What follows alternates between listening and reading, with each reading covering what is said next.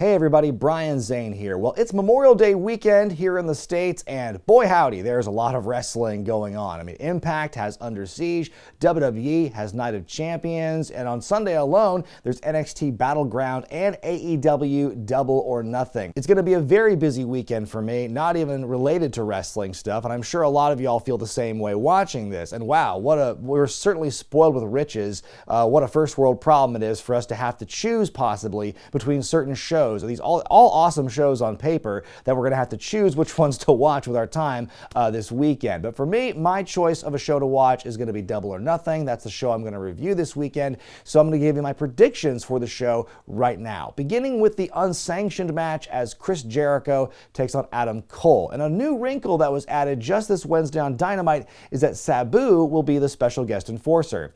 Sure, I guess that's a nice little name to add to it. Is he going to wear like a referee baggy pants with the pinstripes? I wonder. The build of this match for me has felt kind of off. I think they just ramped up the intensity and the personal animosity in this thing like way too early. Like within a couple of weeks of them even hinting this match happening, they already went to handcuffing Adam Cole while he watches, Britt Baker get beat up. And by the way, that was an embarrassing segment for the prop malfunction that they had to work around. Like boy, that was pretty bad. You can build to an unsanctioned match or a lights out match, but I feel that they've already kind of rushed everything here. I don't know if I'm as into this match as I would have been had the build been a little bit different. Be that as it may, my pick for this one, I think Adam Cole's going to win. It's his big return feud after coming off his injury. He was gone for so long, and he certainly needs momentum, and Jericho seems to be in that giving mood lately in terms of who he's putting over, so I think that this is going to be a big win for Adam Cole. Trios match up as Ethan Page and the Guns take on the Hardy Party. This version, at least, is Matt and Jeff Hardy. Jeff making his return to pay-per-view, and Isaiah Cassidy as well in their trio.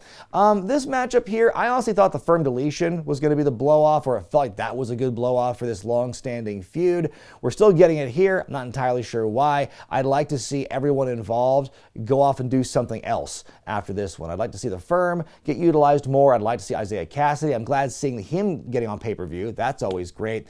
Jeff Hardy going right back to pay-per-view after his suspension and everything. I think that's, I don't know if I like that so much. How many chances can one guy get? As far as who I think is going to win, especially with Jeff Hardy in here, I think that the Hardy Party is going to win. VALKYRIE challenges Jade Cargill for the Jade Cargill Championship, aka the TBS Championship. Every time I see Jade defending the title against somebody, I wonder, is this going to be the time where they finally cut bait and say, you know what, Chris Statlander, we've been trying to pull the trigger on her winning the belt for a long time, but she's been hurt twice.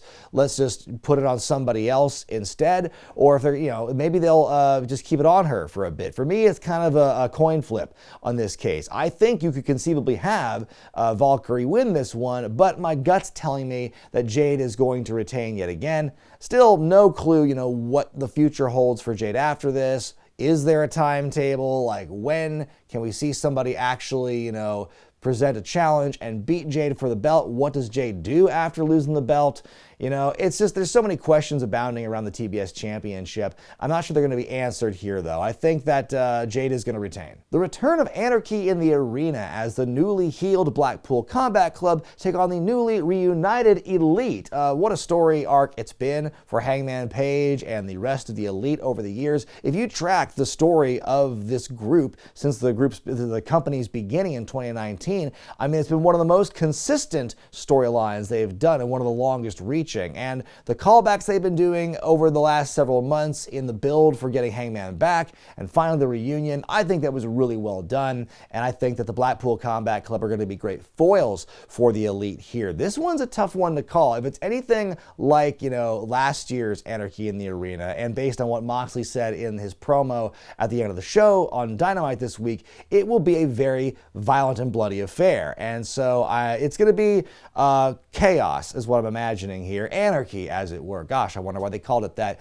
For my money, though, I think the Elite's going to win. Now that they've got this feel-good story of them back together, the band's back together and everything, I think that we're going to see the Elite overcome the obstacles of the Blackpool Combat Club and turn out victorious. For the Women's Championship, Jamie Hayter defends against the Outcast's Toni Storm. Now, the last time these two wrestled one-on-one for the title on Dynamite, I thought it was a great match. It was one of the stronger women's matches we'd seen in AEW around that time, and I don't doubt doubt that this match will also be good. My one problem is it's a combination we've seen before. It's the same combination of women who are kind of like just taking up all this time in the top of the women's division, kind of similar to what we see with the TBS title picture. And so I'm just, hopeful that they can move on from this feud. You're going to see Britt get involved. You're going to see Saraya and Ruby Soho get involved. My prediction is that HAYTER is going to retain.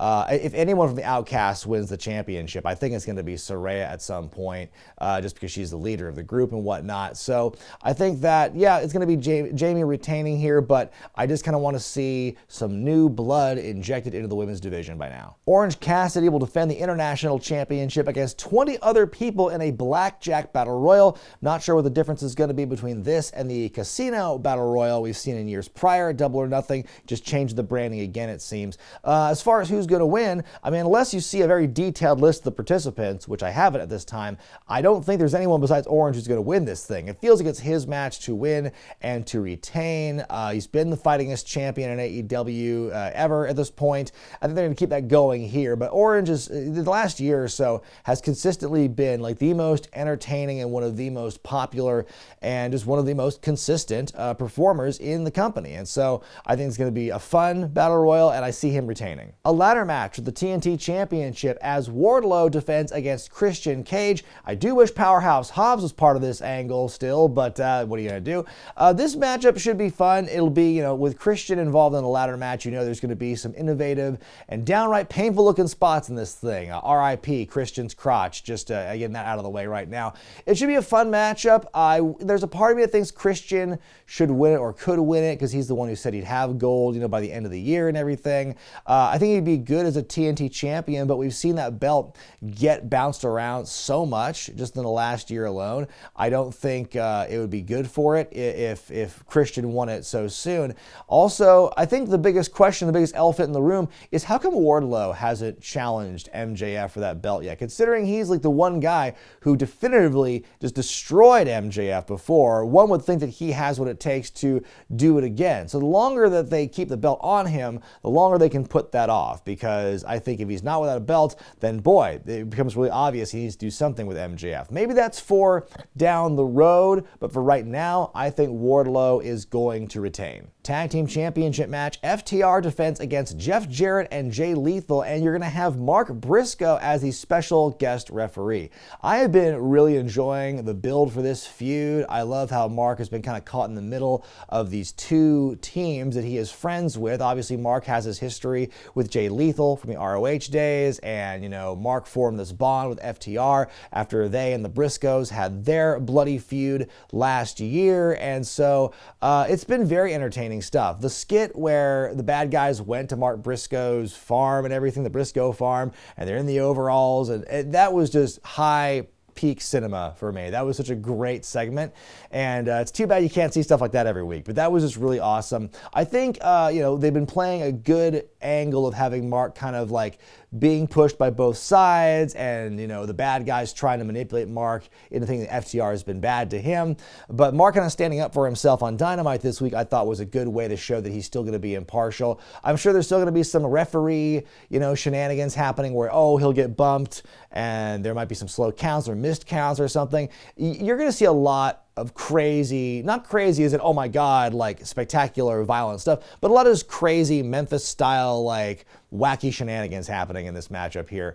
There's a part of me that thinks that maybe Mark will incidentally cost FTR the match, but I think smart money's on FTR retaining here. I mean, the Jarrett Lethal combo, that whole stable is meant to be like a gang of evil idiots who always, lose and get their comeuppance. So I think we're going to see more of that here. The Four Pillars match for the AEW World Championship. MJF, Darby Allin, Jungle Boy, Sammy Guevara.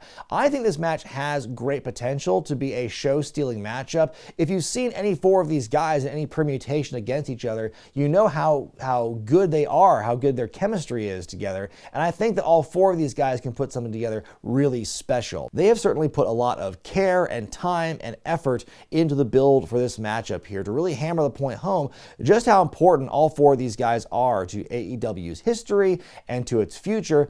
And I think this match, like I said, is going to be really fun to watch, but there is an obvious likelihood as to who's going to win over who's not going to win.